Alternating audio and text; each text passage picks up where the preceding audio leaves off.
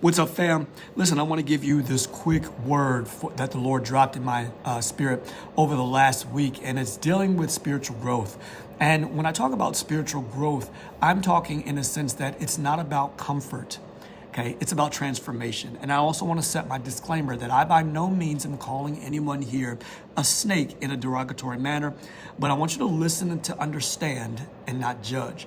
Because in a natural world, a snake must shed its skin to grow.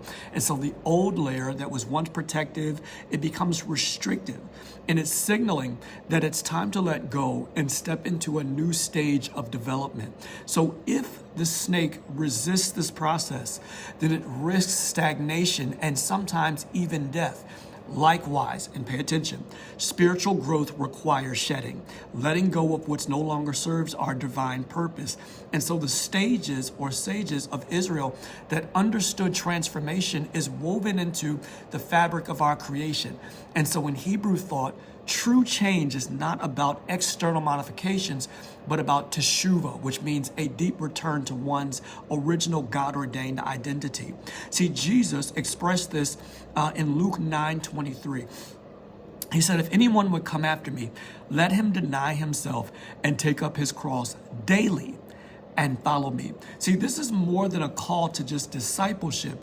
It's a summons to metamorphosis in the Hebraic sense, where the old self is surrendered so the divine image, which is called Zelem Elohim, can emerge. That Zelem Elohim simply means to be like God.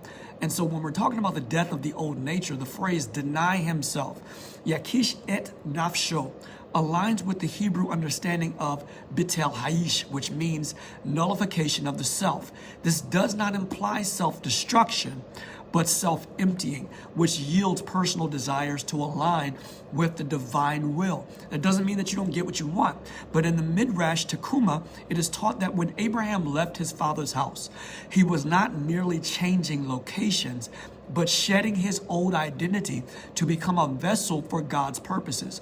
Likewise, denying oneself means relinquishing the false self so that the neshima, the soul, can fully align with God's mission. So when Jesus is also talking about taking up your cross, it's talking about the weight of covenant.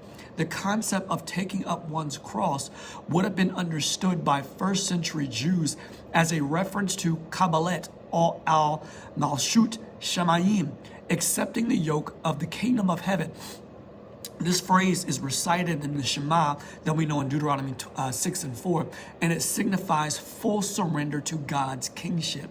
And the cross was not just an instrument of suffering, it was a symbol of the nefesh, total devotion, even unto death. See, Jesus' listeners steeped in the Torah would have recalled Deuteronomy 21 and 23, which speaks of the cursed being hung on a tree. Yet in divine paradox, the cross, once a sign of shame, became the ultimate emblem of redemption. Now, pay attention here, because to take up one's daily cross means to embrace the divine process of refinement. It means testing that purifies and prepares the soul for its divine destiny. What am I saying to you? That following in the footsteps of Jesus requires a shedding and a carrying of your cross. In Hebraic thought, discipleship is not simply about learning. It's about what's called imiteo Dei, imitating God. A Talmud or disciple of Yeshua just doesn't study the teachings, but he embodies the way of his life. See, when Jesus says, follow me, he's calling us into the ancient pattern of transformation, seen through Moses, seen through Elijah, and every great prophet who first had to shed their former identity to step into their divine assignment. See, the number one sign that you're about to level up, and here's where it gets good, is that your old world starts rejecting you. See, this is not a loss for you, but it's an elevation. In the Midrash Telahim, it is written, the more one ascends the mountain of the Lord, the fewer can walk beside him. So as you're going up, your pathway becomes smaller. See, this is why conversations that once felt rich now feel empty. Habits that once satisfied you now seem meaningless. And the world around you has now changed, and so have you. See, not because you're lost, but because you're being called higher. Come on, somebody. Not because you're broken, but because you're being rebuilt. See, don't resist the shedding. It's the thing that you need to embrace, because you're not stressing, you're evolving. You're not retreating, you're returning.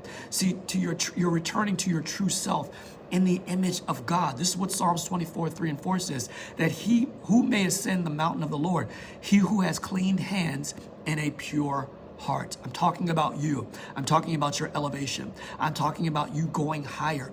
God is calling you into a deeper space with him, a higher elevation. You think that it's stress. You think people are acting funny. No, your assignment is shifting. God says, I'm pulling you up to a higher calling. That's why you feel the stress that you feel. It's because there's elevation. That's why you feel so confined, because you're shedding out of confined spaces. And God says, this is your moment and your time and your season of shedding. Old things have passed away. Behold, all things are becoming new. Listen, I want to encourage you.